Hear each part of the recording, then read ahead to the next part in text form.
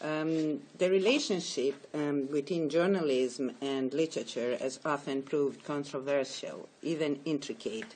But where these two spheres met and merged, they created excellent hybrid forms of both media communication and high-quality prose. Reportage is certainly the most distinguished example, a genre between article and narrative, a classic formula that involves special correspondence being sent around the world to bear witness to important events. The origins of modern reportage date back to 1833, to Benjamin Day and his newspaper, the New York Sun. He was the founder of Penny Press and the forerunner of American investigative reporting of the last decades of the century, which marked the definitive entrance of literature into the world of news. It was in France, however, in the 1920s and 1930s that reportage became a true social-cultural phenomenon, the result of the intense spirit of inquiry of interwar years, and which brought an end to the long-standing monopoly of elite journalism. The turning point that gave impetus to such exponential growth was the upsurge in the French press of what was known as grand reportage. The adjective grand characterized the subject, method, prose style of the author, and the large number of articles. The topic reflected the renewed interest of the time, ranging from travels to exotic destinations to social and political analysis. A common example would be a feature on a country at a time when fundamental changes were taking place, and special correspondents were called upon to report not so much the newsworthy events as the relevance and topicality of the ideas behind them. Their greatest virtue was the skill of knowing how to see. In other words, the ability of select information, ordering them according to priorities, identify cause and effect relationship, and comment on anticipated future developments.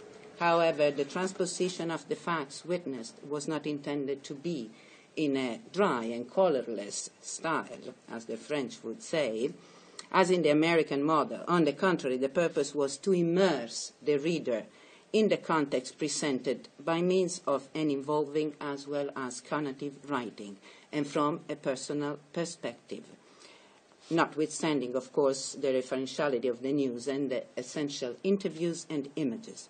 It is clear that the inquiries grand reportage dealt with were not an easy task, and publishers found and publisher inevitably employed the most brilliant writer journalist or journalist writers. And these talents found an ideal environment for their creative freedom and for those daring combinations that were greatly appreciated during the article period.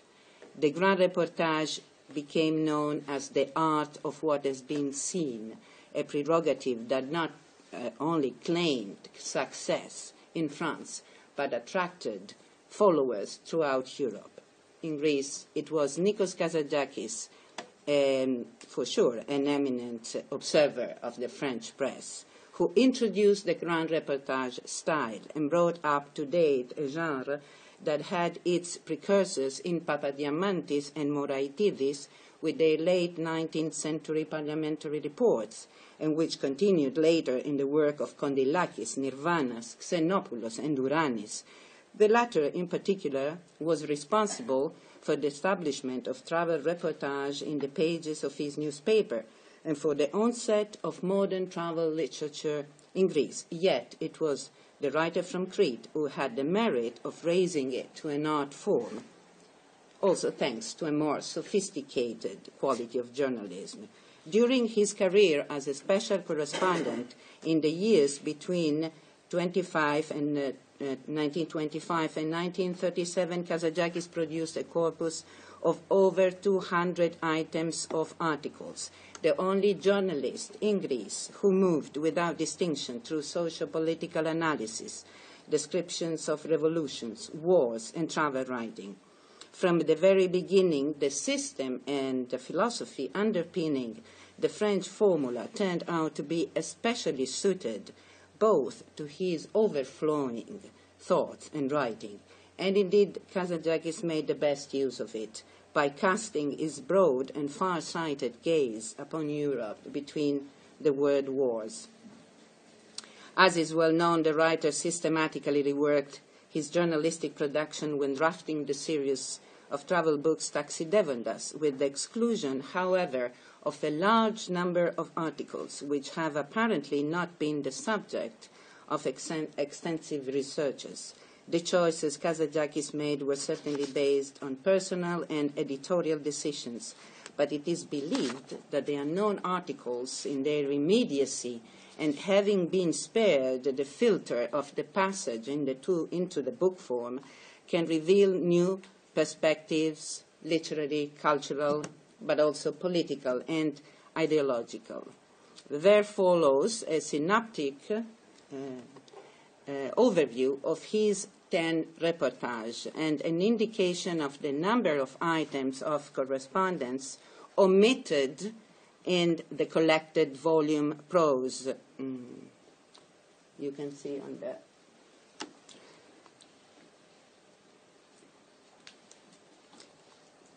The reason for the continued lack of interest in this part of the work of the Cretan can be seen in a number of prejudices that are common in many cultures. Firstly, an assessment of the work of the reporter as being the result of an ultra-activity, separated from the more noble field of literature. Secondly, the economic dependency of journalists on publishers, strongly tied in their turn, especially in Greece between the wars, to political power. This forma mentis proves difficult to eradicate, and despite the contribution of Greek writers to the birth and development of the press and their active and productive participation even today, literary journalism is still considered in Greece defteropragma, second-class production. The majority of monographic approaches discard the journalist in favor of the writer, with the result that many great names are removed from this second category of writing.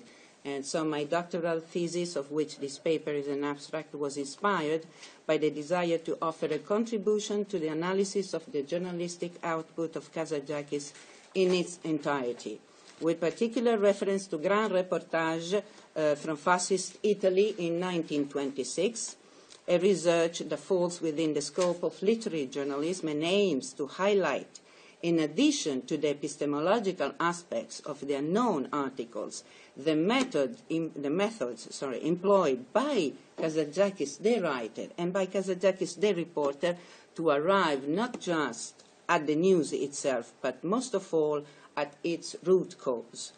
The following is the chronological sequence of the articles 15 that deal with Italy. The correspondence excluded are 11 from the 1927 travel book, and it is in black. So it's quite clear, I hope you can.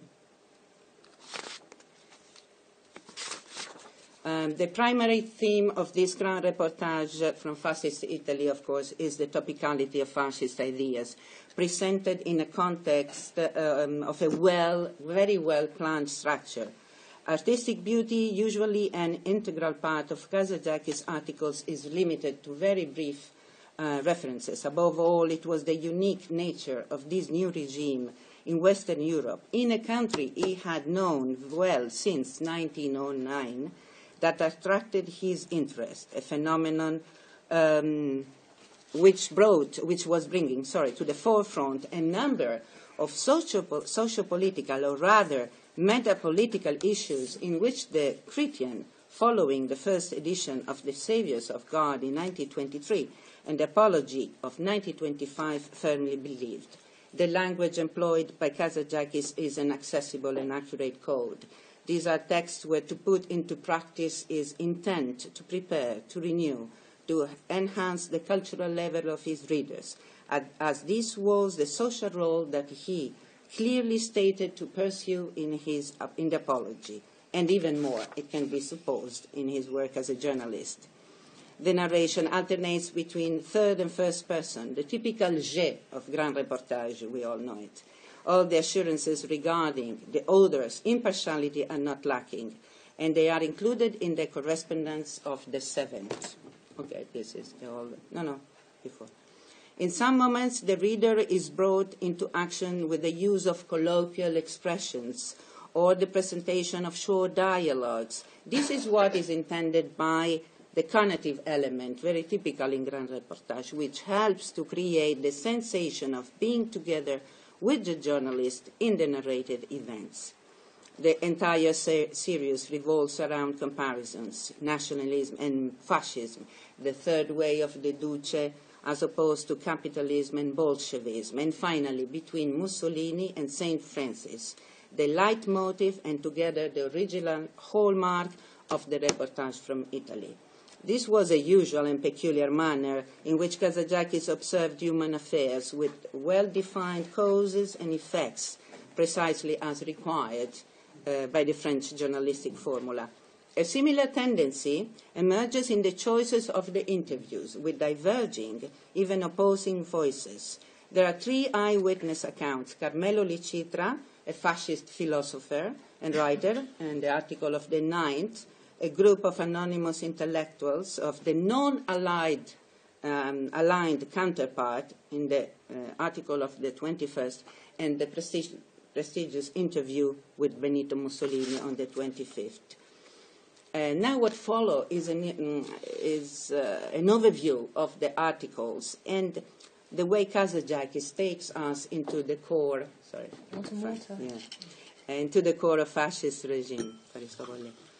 The opening article is fundamental, with the reference to the years spent by the prophet Moses in the desert, omitted in the book form, and the quote from St. Augustine, "My God, then I'm only free when I obey your will." Mussolini is invested by an incontrovertible messianic role. After a detailed historical overview of the causes of the advent of the regime in the article of the 7th, the author returns in prose that follows a feverish fascist rhythm. The Italian people here everybody can understand me, to his mystic perceptions. In the biography of the Duce, in the article of the 8th, a true homage to the young revolutionary socialist. And in the article of the 9th, where the author lingers on the spontaneous and overwhelming actions of early fascism, an unstoppable force, a strong breath. This is the Kazantzakis of the Savior of Gods, who saw in Mussolini and his companions that nascent state, still devoid of programs which could change the history of an entire people. And this would be the Mussolini that he will describe in Toda Raba 4 years later, where the men with the big jaws that railed against religion, against the church, and rejected moral and social decline, and was transformed for a moment into a precursor of Zorba, cannot but bring to mind the initial intentions of the Italian political leader. In the following 7 articles, without doubt the most technical in nature, the attention is focused alternately on both fascist theories, which strongly fought obsolete national liberal principles, and the reforms in domestic and foreign policy undertaken in just 4 years of government. Kazantzakis is revealed a very accurate journalist, capable of providing substantial and precise data in order to demonstrate the benefits of state intervention carried out in the name of a new political strategy that stood opposed to communism and capitalism as well. What later followed in Italy, we know it very well. But that time, these were the aspects of fascism that he was drawn to, and he was certainly not alone in this. At this point, one might be led to believe that this reportage was little more than an unqualified exaltation of the Italian dictatorship. Yet, in reality, this is not the case, as the Cretan, with his style of proceeding by antithesis, also prophetically brought to light in parallel the regime, errors and dangers. In the articles published on the 12th, on the 14th, and on the 16th, he outlines respectively the compromising relationship of fascism with the Vatican, the precariousness of Italian social equilibrium, and the delirious imperialist proclamations by Mussolini, until arriving in the correspondence, a little before, in the correspondence that nobody knows, of the 21st at the witness of the anti-fascists. The government and the Duce himself are attacked on all fronts. The ferocious violence, censorship of the press, unreliable declarations of a prosperous economy, and the mediocre educational level of the political leader.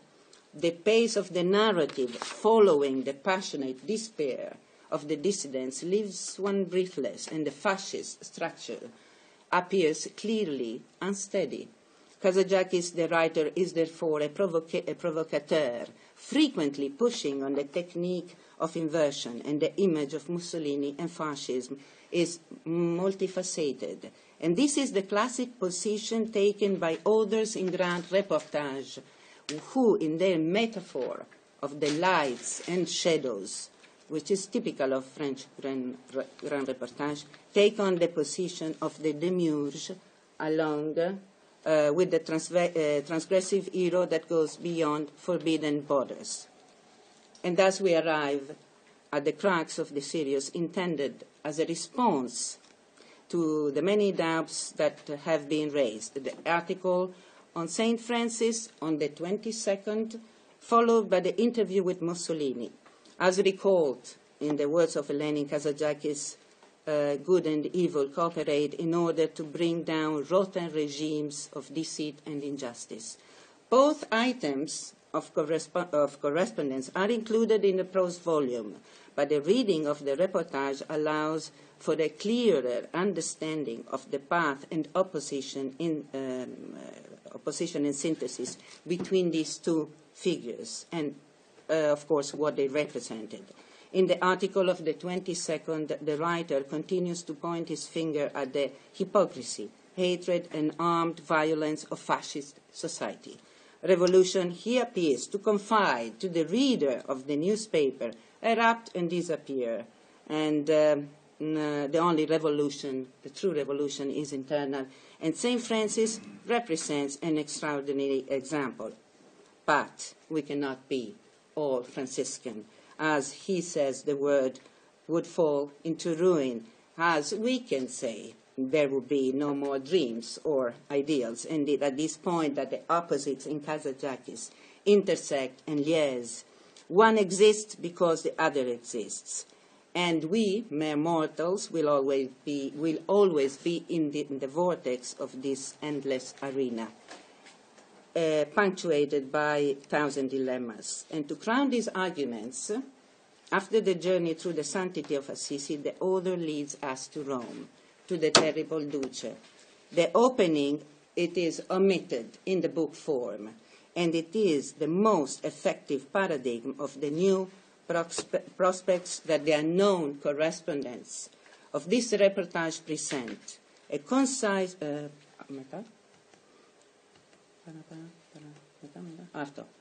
a concise piece, which it can be argued changes